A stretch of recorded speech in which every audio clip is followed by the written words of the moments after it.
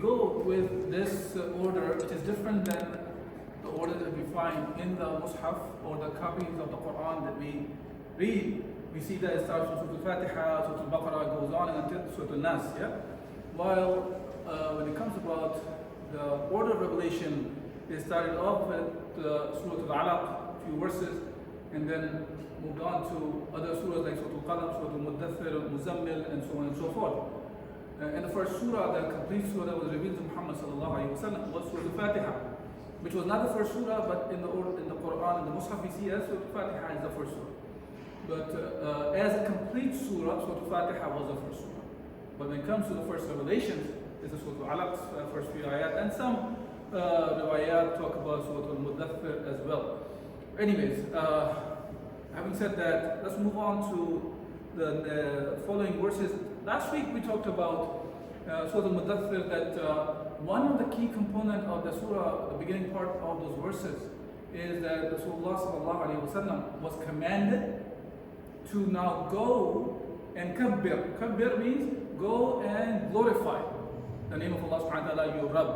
Now, when Rasulullah sallallahu alaihi wasallam started off the da'wah this way, now this is the time we will see that this is the background of the following verses that were revealed to Rasulullah sallallahu alaihi wasallam. That how the leaders of the Quraysh, they started plotting against Rasulullah sallallahu alaihi wasallam. And this is Muhammad sallallahu alaihi wasallam. He carried the da'wah in the best possible manner any human being can carry. And he conveyed the message the way Allah Azza wa Jalla commanded him. Now, when he himself was referred as a Sadiq al-Amin prior to the Prophet, yeah, this is something that we've been quite learning from the childhood. That Rasulullah sallallahu alaihi wasallam was referred as the truthful one and the one who is honest by the people of the Mecca prior to Muhammad sallallahu alaihi wasallam, was appointed as a Prophet of Allah Azza wa Jalla. Which kind of also make us think that for a person to be truthful, you don't really have to be a Muslim. Muhammad sallallahu alaihi wasallam was referred as a truthful without getting the message from Allah subhanahu wa ta'ala. Now, same way he was honest prior to the Prophet. So now, unfortunately, a lot of time we think of it as if Rasulullah sallallahu alaihi wasallam brought the message only for the people to become truthful and honest. Not to take it away, Islam expects us. It is an obligation from Allah Azza wa Jalla for us to be truthful, to be honest. So now then it becomes for us when we're acting as truthful or as honest, because as an obligation on us by Allah subhanahu wa ta'ala. But these attributes can be found in non-Muslims as well. Now, when Muhammad started da'wah, he already was declared by their own people as the truthful and the honest one. Of course, he was not aware of that he was going to be a prophet of Allah. And that can be seen by Surah Al-Muddathir itself. This is why when Rasulullah came back home and he was saying, Dathiruni, cover me. Another report talks about that says, Zallimuni, that cover me. Same meaning. This is why Surah Al-Muddathir and Muzammil have a similar kind of a starting. That Rasulullah was shaken by the messenger Jibreel came to him, angel Jibreel came to him, and talking to him and conveying the message. And he was, if you want to call it, may not be wrong, that he was in a state of shock at that point. That what is happening to him? And his wife, the beloved wife Khadija radiallahu anha, she's the one who comforted him. Now, when Allah subhanahu wa ta'ala asked him to now carry this message to the people, Rasulullah started talking among the people. When this happened, the Meccans, and this is what the slide, the last couple of slides are talking about, that Meccans were afraid now because the season of Hajj was coming closer, and they heard Rasulullah sallallahu alaihi wasallam's message. They heard the Qur'an. Qur'an was revealed in the language of the Quraysh, the language that they could understand, they could comprehend. And this is one thing that they were proud of, which is the linguistic aspect of the Arabic. Hence, they used to even have competitions about whether it's prose, whether it's verses, whether it's poetry, whatsoever, nathar or sha'r, and all those things.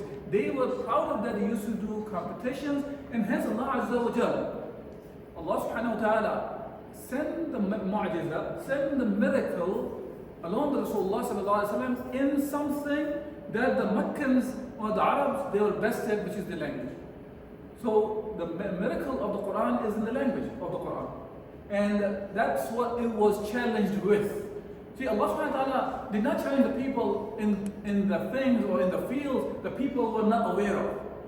As we talked in our Aqidah classes before, last year or so, that Rasulullah, Allah subhanahu wa ta'ala sent different messengers. Whether it's Musa alayhi salam, when he came with a miracle, whether it was a asa or the staff that he was throwing and turning into a snake, or his hand was glowing without any kind of a disease or anything. Now, these are similar to magic, feels like it's a magic. Of course it was not magic, because the miracle is not a magic, it's not an illusion, it's not you faking something or fooling something. This is really the form of a stick was changed into a snake and then returning back. That's the miracle, that's the miraculous aspect of it. And that cannot be done by humans. And it can only be done by the will of Allah subhanahu wa ta'ala. Same thing happens with Isa alayhi salam. The miracles were close to what is in the field of medicine. Yeah? So, and in the time of Rasulullah, it was in the language. Hence, they were aware of, the Meccans were aware that now the time of Hajj was coming. Now, Hajj, we should remember that the Hajj was, even though in Islam, in the time of Rasulullah, it became an obligation later part in the Medina. While the Hajj was performed prior to Rasulullah was appointed as a prophet. Even in the days of Jahiliyyah, the Meccans, they used to perform the Hajj as the sunnah of Ibrahim alayhi salam and Ismail alayhi salam. But of course, they made a lot of changes to what those prophets were performing the Hajj, what kind of manasik or the rituals that they were performing. Now, so the season was Hajj was coming. The people from all Arabian Peninsula used to gather. Makkah was something, or Kaaba was something that was a blessed place for all the people in the Arabian Peninsula. So now they were going to come. Now the Meccans, specifically the leaders of the Quraysh, they started worrying about what's going to happen if Muhammad sallallahu alaihi wasallam, if he starts reciting these verses of the Quran in front of them, this is going to have an impact on them, and we don't know what's going to happen. Now, this is important to understand that why the leaders are so much worried about it. Because they understood this, that now the leadership of theirs is at the stake. They are going to lose that. And throughout if you read the Quran, the qasas that mention about the stories that are mentioned in the Quran about the prophets, you always find the people who had power, they opposed the prophets. It's not the weak and the destitute, because the weak and the destitute were the ones who understood that this message will pull them out of the misery that they're living in, the way they're oppressed. And hence, they found the opposition from there. And same thing happened here. Here, Al-Walid ibn al-Mughira and Abu Jahl and others, they assembled. Okay? And they agreed on this. Al-Walid ibn al-Mughira said to assemble people, if you said contradictory things about Muhammad sallallahu alaihi wasallam, whom Allah subhanahu wa ta'ala has blessed him, we all will lose our trust. So he said, look, we have to stop this. So now what should we do? We have to let the people know about Muhammad sallallahu alaihi wasallam. But we have to spread false news, basically. Fake news. Not much different than today's time, is it? We see the very similar things. That a lot of false information have been spread among the mankind.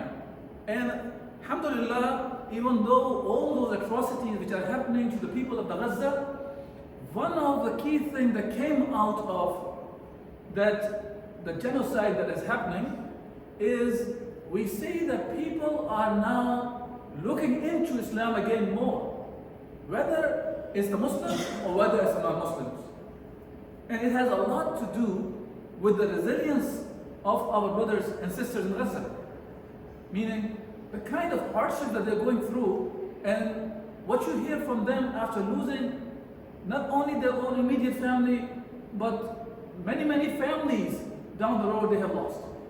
And you hear from them, they're saying, Alhamdulillah, Hasbunallahu wa ni'mal wakeel, and so on and so forth. Inna lillahi wa inna ilayhi raji'un. These are the good things come out of their mouth only. That's the resilience. But the resilience is not ingrained in people of Gaza. It's not ingrained in people of Hijaz or Najd. or Pakistan, or India, or Egypt, or this or that. It is from Islam. It is the Islam that changes the people. This is the very same Islam that changed the people, whether if the Al-Walid ibn Mughira, he decided not to change, or Abu Jahl decided not to change, or Utbah did not want to change, or Abu Lahab did not want to change. We find their own sons, they became the warriors and the guardians of Islam, like Khalid bin Walid, like Ikrimah bin Abu Jahl, like Amr bin al-As, who was the son of As bin Wa'il. So these were enemies. If you look at their fathers, they were the enemies of Islam. But contrary to that, their children, the next progeny, they became the guardians of Islam. And then we see really how Islam is spread in because of their hands. So what I want to make sure that when we see the resilience coming out of our brothers and sisters in front of all the atrocities in Gaza, it's not something just something in the DNA or something. This is Islam that changes the people. This is Islam that takes the people out of darkness into the light of Islam, Allah subhanahu wa ta'ala, the light of Islam, and that gives this kind of resilience. Okay, so now Walid ibn Mughira, he said to them, look, you cannot just assign some fake news for false information about Muhammad sallallahu alaihi wasallam, expect that people will not listen to it. Because some people say, okay, why don't we call him a soothsayer? So his response was, no, by Allah, it translates by God, but he said by Allah, he's not a soothsayer. Because they knew what the soothsayers are, the kind of actions they perform. And Muhammad sallallahu alaihi wasallam was not performing any of the actions which were mentioned here by the soothsayers. Similarly, then was said, okay, let's call him he's possessed. Okay? He's possessed. And they said, okay, well, he said again, possessed people do not act the way Muhammad sallallahu alaihi wasallam was acting. Or call him a madman, or call him a poet, call him a magician, and so on and so forth. And Walid ibn Mughira was continuously saying, no, I cannot accept any of those things because they do not fit the personality of Muhammad sallallahu alaihi wasallam. Now, look, today even, when you find false information about the Muslims, the media has to do certain things in a manner that you will find some of those attributes, whether they are true or not, but you can make them fit on somebody among the Muslims. So hence, people can be fooled as easily. Yeah, that's the idea. And this is exactly what the kuffar of the Makkah were doing with Muhammad sallallahu alaihi wasallam. So they said, you know what? He said, the only thing that he can think of is, let's call him a magician, or his words have some magic that creates disunity between the father and the son, husband and the wife, or the brothers and sisters, siblings, and so on and so forth. Now, that disunity that was happening among those people who were becoming Muslims, see, this is kind of a truth. Because what happened was, the truth is not because of Islam, it is because of, if the mother or the father, they were pulling a child towards the kufr, they had to separate themselves, because they could not follow the other than Allah subhanahu wa ta'ala in those cases. So even though Islam, even in those cases, commanded us, even if our parents are non-Muslims, we have to be respectful. Respect is one aspect of it. We continue to be respectful. We have to take care of our parents if they are non-Muslims whatsoever. But when it comes to, if they ask you to follow or to commit a haram, this is where there is no obedience. Yeah, obedience is only in ma'ruf, only in good things that Allah subhanahu wa ta'ala has commanded us. Anything else which causes disobedience to Allah subhanahu wa ta'ala, it is not. As the hadith of Rasulullah sallallahu alaihi wasallam talks about, the meaning is that there is no obedience in the disobedience of the Creator. And the obedience is only in the goodness or ma'ruf. Okay? Now, so that's what the plan was. And this is where the verses were revealed. And the verses revealed, if we look at the verses today, we're covering from 8 to 10, actually discusses about the people who denies the truth. What's going to happen to them? About the day of judgment, it's mentioned about there. And about the hellfire, we'll talk about the next week, inshallah. But and the second part talks about specifically about Walid ibn Mughira. Now, it does not mention the name of the leader Al-Walid ibn Mughira.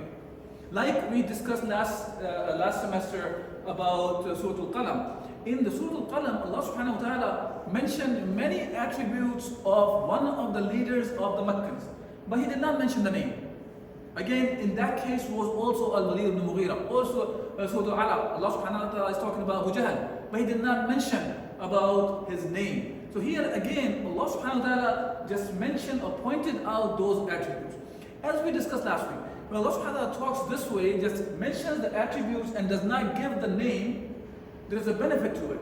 So we can recognize these attributes in today's time as well. The Quran is a book of Allah subhanahu wa ta'ala which is valid until the day of judgment. It was revealed for the time of Rasulullah sallallahu alaihi wasallam, after that until today, and it is revealed for the time to come until the day of judgment. Now, so this ayah number 11 to 25, 26 talks about Al-Walid ibn Mughira, and we'll talk about that inshallah today as well. So it starts off with Allah subhanahu wa ta'ala, that then when the trumpet is sounded, trumpet is talking about is when, which is for the day of judgment, when all the souls in the world, they will die. فَذَلِكَ يَوْمَئِذٍ يَوْمٌ عَسِيرٌ.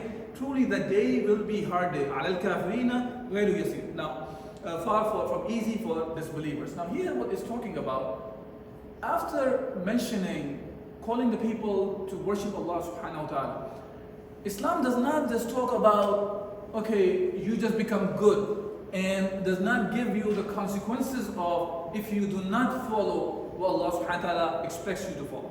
So here Allah is clear about that, about the ending, what's going to happen to the people who will not follow what Allah has commanded them. Meaning, on the day of judgment, that day of judgment, that's going to happen for all of us. That day will be hard for everyone, and automatically when it says it will be hard for everyone, and al-kafirina ghayru yasir, on the kuffar, on the disbelievers, it will not be easy for them. So that means that it will be an easy day for the people who are the believers, as the Mufassirin talk about that. So it will be an easy day for the one who believes, but it will be nothing but hardship for the disbelievers. And when it comes to the word nuqira fi naqur, or it says فَإِذَا نُفِخَ فِي الصُّورِ, other places, it is the same Yawm al-Qiyamah it's talking about. Sometimes it is talking about whether it's the first trumpet it's talking about, or the second trumpet that will be blown. Because second trumpet will be blown, the people will rise up again. Now, after that, Allah Azza wa Jal changes the subject now. Now here, and this is what the Quran, only in the Quran that you find. The subject changes very quickly, but you don't feel any kind of disruption. You don't see like a disconnect or something. Because what it's talking about, it is connected to the person who is talked about now, even though suddenly the subject has changed to Al-Walid ibn Mughira. Allah subhanahu wa ta'ala said, ذَرْنِي وَمَنْ خَلَقْتُ وَحِيدًا, that leave me alone. Now Allah subhanahu wa ta'ala is talking to Muhammad sallallahu alayhi wa sallam, because now the reference is Al-Walid ibn Mughira, who is plotting against Muhammad sallallahu alayhi wa sallam. And Allah is saying, leave me alone with him. Now leave me alone, if you really think about it, who we are, what is our reality as human beings? We are, if we compare ourselves to just this earth, we are very small compared to the whole earth. Now compare ourselves to just this solar system, we're nothing. Compared to a Milky Way galaxy, or the nebulas, or the whole universe, we are literally like a speck, not even a speck in the desert. Now Allah, the creator of all those things, heavens and the earth and everything in between, He says, okay, leave me alone with him. Any human being, talking about Walid ibn Mughira, the one who thought of himself, he's a big guy. For that, Allah subhanahu wa ta'ala said, leave me alone with him.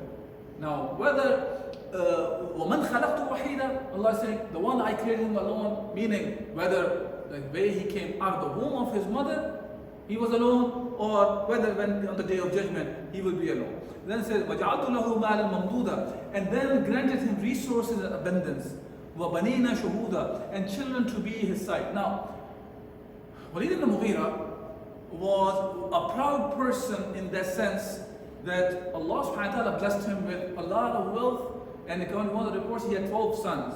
And he used to sit in the Kaaba in a circle with his sons were around him. Now, when it says وَبَنِينَ شَهُودًا, that they were aside him, it means it can have many meanings, as the Mufassirin, as some of them mentioned here, say that these sons, because Allah gave them so much, they don't have to do anything. They don't have to do any work or something. They would always be present in the presence of their father. So they were sitting there along with him. And they were, all of them, each one of them were of very high ranks. As we know, Khalid bin Walid radiallahu anhu became a Muslim. He was one of the greatest warriors of known history of mankind. Until today, many armies in the world, Muslims and non-Muslims, they study the war tactics of Khalid bin Walid. And they learn from it, and they still apply the very same war tactics that Khalid bin Walid radiallahu anhu used to do. And he has never lost a single battle in Islam, because he is the one in the battle of Badr, because of whom the Muslims were harmed a lot. Him and Ikrimah bin Abi Jahl. These are the two who attacked in the battle of Uhud from the back, when the people, the Sahaba, the 50 Sahaba who were told not to leave the spot at there was a weak spot in the valley. And those Sahaba, because the war was going in the Muslims' way, they left the spot, and at that time Ikrimah and Abu Jahl, Khalid bin Walid, they attacked from the back, and the Muslims had lost about 70 plus shuhada in the battle. So that from the numbers wise, Muslims, if you want to call them, that they had a bigger loss in the battle of Badr, and that's because of Khalid bin Walid again. And later on, Rasulullah sallallahu alaihi wasallam gave him the title of Sayfullah. Sayfullah means the sword of Allah subhanahu wa ta'ala. And he was very well aware of that, because Muhammad sallallahu alaihi wasallam gave him this title of Sayfullah, sword of Allah, he will not be a shaheed. Because the sword of Allah cannot be broken. And he died on as a regular person, meaning not in a battlefield. Okay. Having said that, now continuing on, and then Allah subhanahu wa ta'ala talks about وَمَهَدْتُ لَهُ شَيْئًا تَمْهِيدًا, and made his life smooth and comfortable.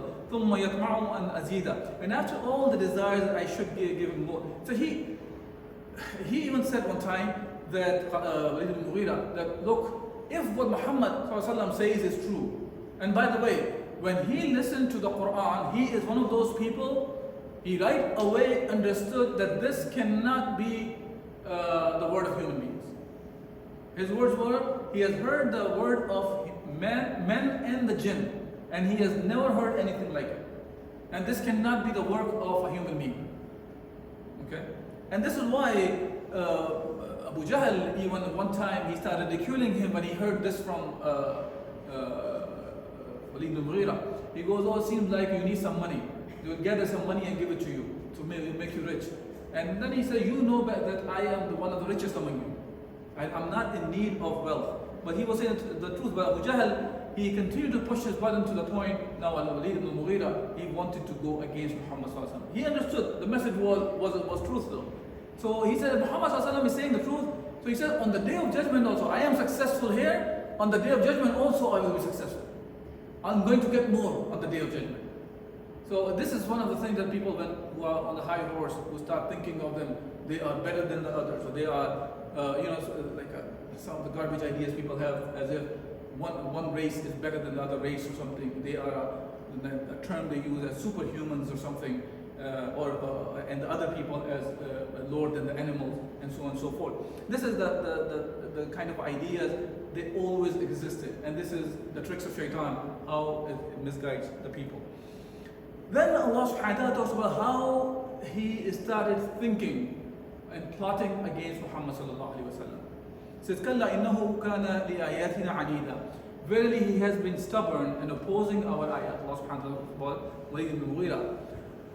سَأُرْحِقُهُ سَعُودًا, and I shall oblige him to climb a slippery mountain in the hellfire called As-Sa'ud. Now here Allah is talking about the kind of a punishment he will get. The Mufassirin talk about Sa'uda is a rock, is a valley, that in which a mountain or a hill that is very slippery. He will be commanded to climb it, and he will never be able to climb, and continuously be trying to climb. So this is the kind of one of the punishments that he will have in the hellfire. Then it talks about how he started plotting against Rasulullah sallallahu alaihi wasallam. He said, Allah subhanahu wa ta'ala said, إِنَّهُ فَكَّرَ وَقَدَّرَ. Verily he thought and plotted. Now he started plotting. As you can, the way the ayat go, you can even picturize him how he will be doing these things. He said, فَقُتِلَ كَيْفَ قَدَّرَ. So let him be cursed how he plotted. ثُمَّ قُتِلَ كَيْفَ قَدَّرَ. And again he will be cursed. ثُمَّ نَظَرَ. And then he started thinking. Because now the kuffar around him, they were asking him to come up with some ideas against Muhammad sallallahu alaihi wasallam. So now he's thinking.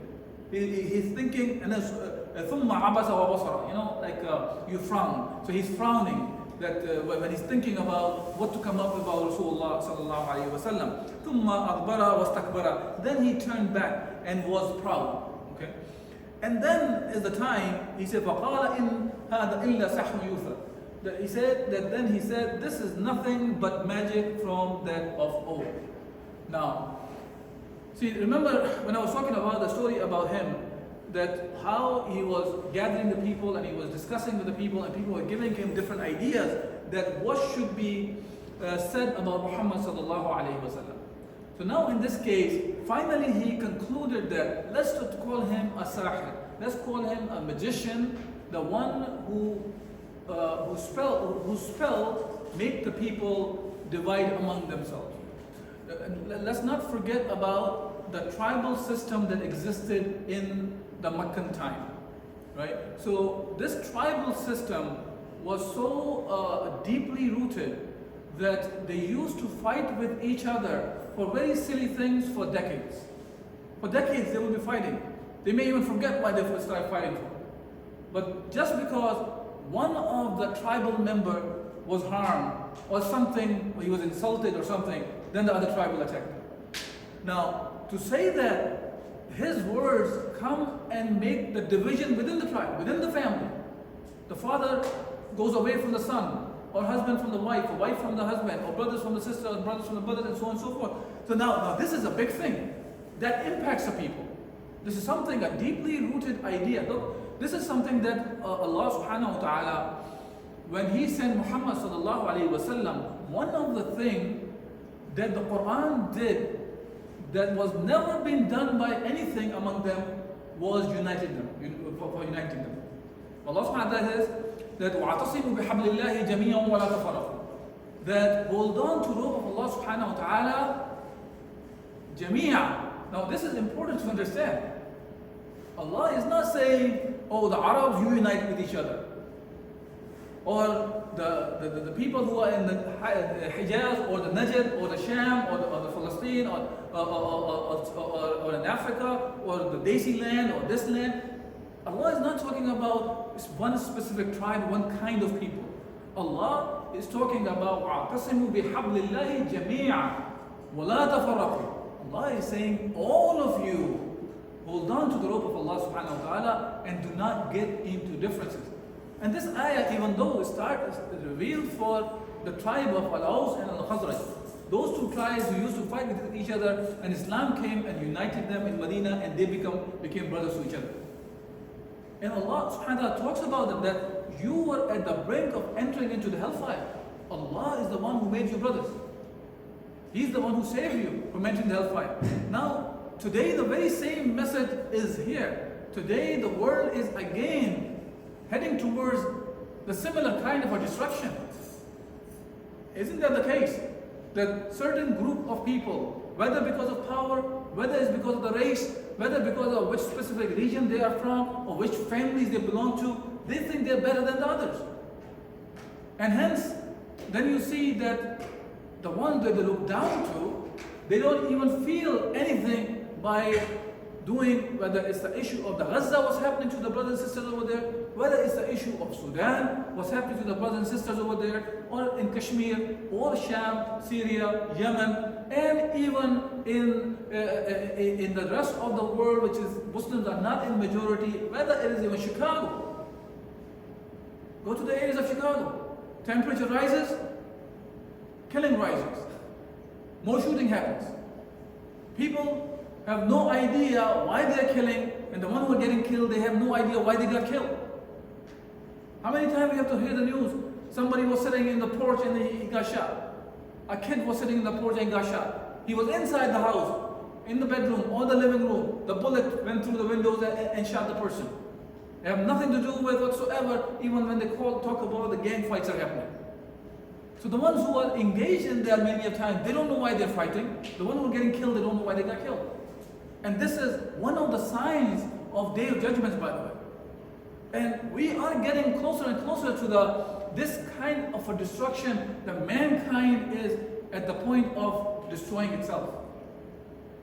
And we as Muslims have to understand, we have the message that we can save not only the Muslims, but the whole mankind from the destruction that they are heading towards. So when we are reading these verses in the time of Rasulullah that they were revealed about talking of Walid ibn Mughira, when he referred to the qawl of Rasulullah sallallahu alaihi wasallam, "Inna hada illa qawl al-bashar," that this is nothing but a saying or the words of the human being, while he understood that that was not the word of a human being.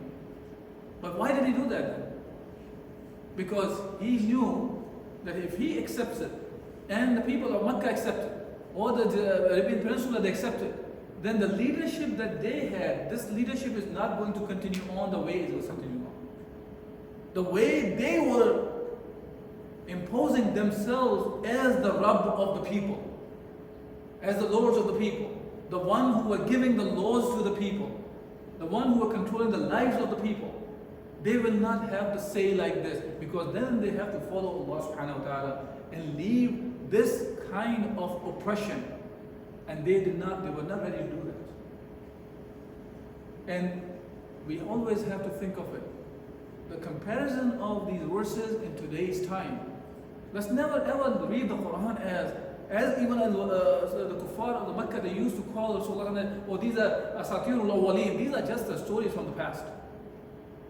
No, these are not just the stories from the past. These are, first of all, when Allah subhanahu wa ta'ala mentions a qasas, a story, it's a fact He's mentioning that happened. And so we can learn the lesson from it. So when we read this, we have to apply in our lives and think of it, okay, what is the application for us in today's time as well? We'll stop here, inshallah. If there's any questions or comments, inshallah, I'll try to address them now.